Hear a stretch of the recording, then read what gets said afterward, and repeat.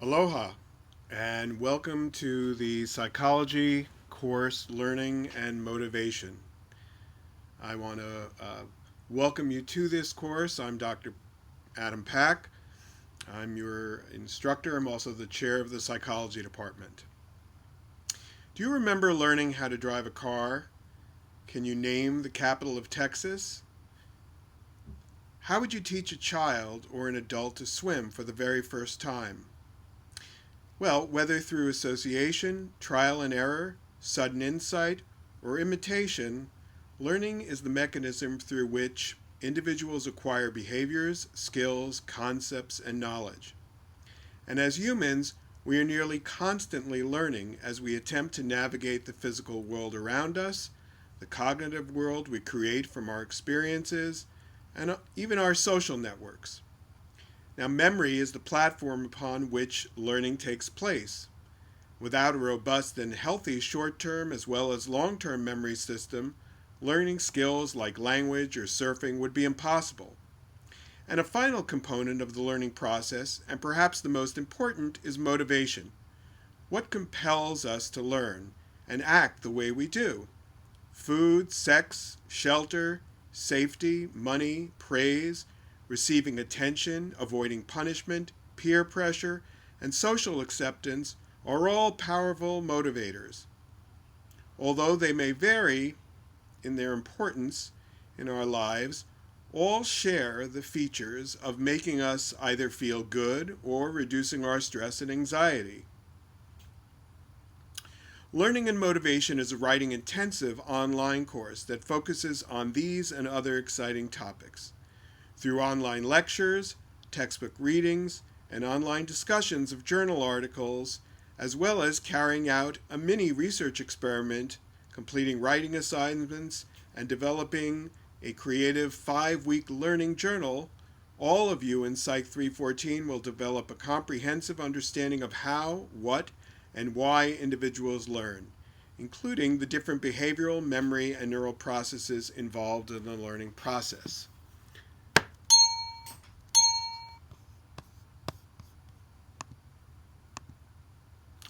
The focus of this course is, as I've mentioned, learning, motivation, and memory.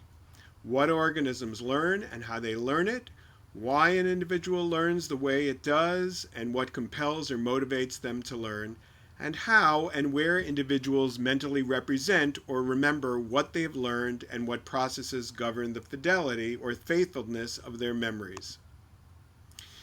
What I'd like to do today in this introduction is provide an introduction to myself and get to know you a little bit better, provide an outline of the course overview and goals, review a couple of key features of the syllabus, talk about the first lecture, and talk about your homework assignment, your first one. So, as a first learning exercise, we're going to do something that has to do with the introductions. I'd like you to share a bit about yourself on our class discussion board 1, which you can find on our La Lima class site. And I've provided you with the website here. And what you're looking for is the discussions section, the link on the left-hand side, and the discussion board 1, which will have our introductions. I'd like you to make a post, and include your name, and also if you've got a nickname, what you'd like to be called, your major or majors, where you're from, what's one of your favorite restaurants near Hilo, and something new you learned in the past year, and what compelled you to learn this. And I'll begin. So my name is Professor Adam Pack. I'm my major when I was an undergraduate student at Brandeis University, which is a small liberal arts college in Waltham, Massachusetts, was biology, but with a concentration in biopsychology, so I took a lot of psychology courses as well. I'm originally from New York. That's where I was born and raised in Yonkers, and later in various parts of Westchester County. And then, as I mentioned, I moved up to Boston, which is where I did my undergraduate work. What's one of my favorite restaurants near Hilo? I would say that currently one of my favorite restaurants is Hilo Rice Noodle. It has great Vietnamese food, and it's a favorite of mine as well as other colleagues within the psychology department. A little further out, we also like Ohelo Cafe, which is up near Volcano, and they've got great brick oven homemade pizzas, gourmet pizzas, which is great. Something new that I've learned in the past year. Well, about a year ago, or a year and a half ago, I was about 238 pounds and having a lot of back trouble. And so over the past year, I learned kind of the discipline of exercise at the Student Life Center 3 times a week.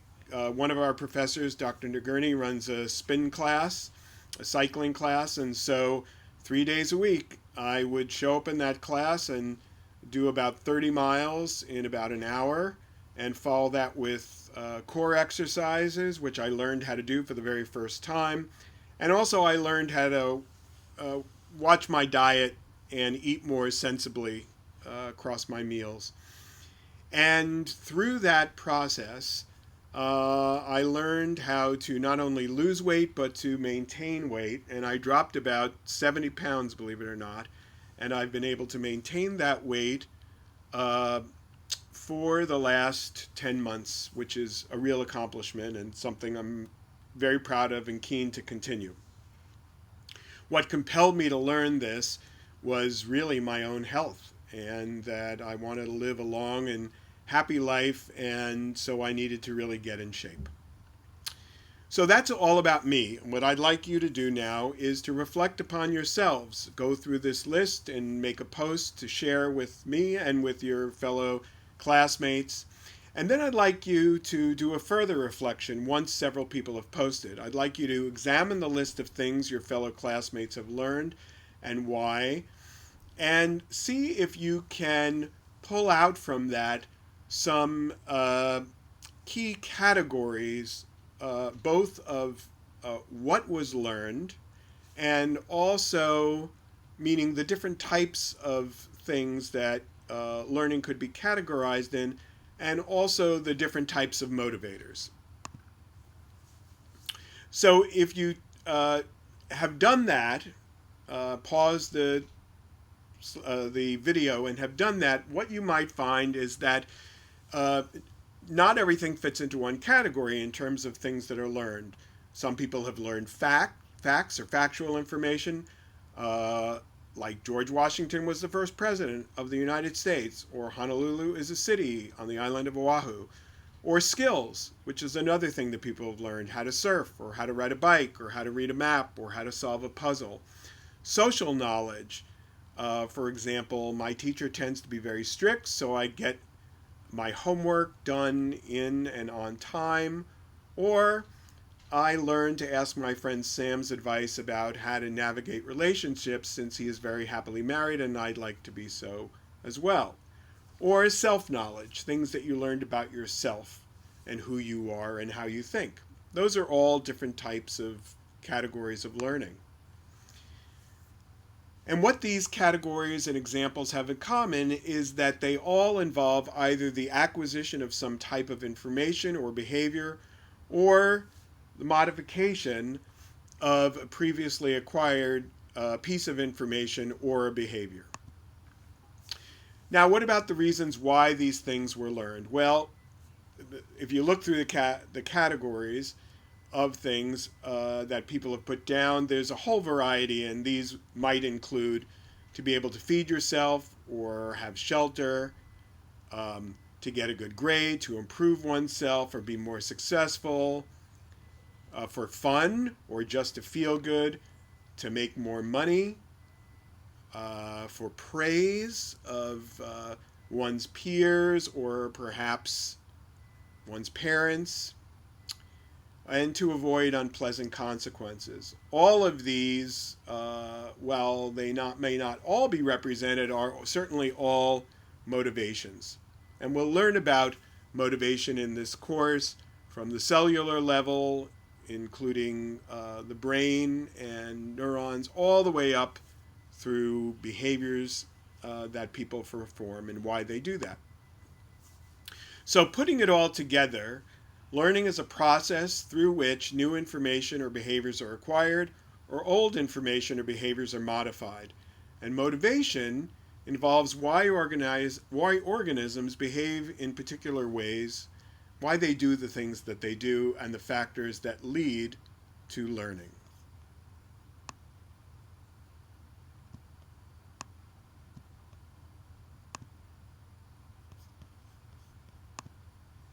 Now, what about memory? Well, why do we study memory? Memory is the bedrock upon which all learning rests. It's really a foundation for everything that comes after it. It involves the formation of mental representations of an experience, for example, a behavior, the consequences of that behavior, observations, or even information. And it's useful in that it allows us to make predictions about upcoming events, to repeat behaviors that result in pleasant consequences or events that we enjoy, to avoid performing behaviors that are punished or where good things are removed, and to discriminate friend from foe. Indeed, without memory, there can be no learning. So the focus and goals of the course are to develop a comprehensive understanding of different types of learning. And these include learning about repeated events, what we call non-associative learning, classical conditioning, instrumental conditioning, and social learning, as well as the impacts of learning from various things like emotion. We'll also learn about learning across the lifespan. We also are going to study the different factors that motivate organisms to learn, including reinforcement, punishment, and social attention. The factors that enhance learning, such as emotion, having a model, show you what to do, or novel feedback, and different types of memory systems for representing facts, skills, and experiences. A little bit about the course structure and syllabus. There are 3 parts to the course. The first part talks about the history of the psychology of the study of learning and motivation. Then we move into how the brain and nervous system are involved in learning about repeated events and classical conditioning. In part 2, we'll focus on instrumental, or what's called operant conditioning, generalization, which makes learning economical and efficient, discrimination learning, and concept formation, memory systems for facts and events, and skill learning and memory. And in part 3, we'll delve into working memory and cognitive control, the emotional influences on learning and memory, social learning and memory, and learning and memory across the lifespan, including language learning. The course syllabus, as you'll see, is designed to be very thorough, and the course itself is designed to be a comprehensive understanding of learning, memory, and motivation.